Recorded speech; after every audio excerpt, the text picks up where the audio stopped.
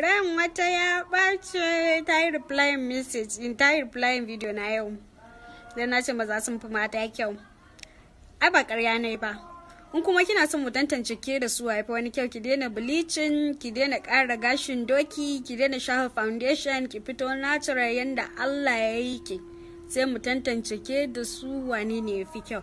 Bai yiwuwa ma ki haɗa. Na gaba ya riga ya yi gaba, ki yadda kawai.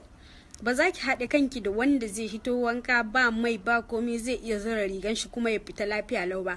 Kuma a misali ke za ki fita ki je ganin shi sai kin feshe kila tularen naira 7,000 a jikinki, sannan ki shafa foundation lakuta wannan lakuta wancan sa wannan sa, kuma duk da haka in kika fita waje still za a yi admiring din shi. Ke kuma fa sai da kika yi ya ƙare da wanga uban gashin dokin da za a sassa a kai. Haba mace ba ma ki haɗawa.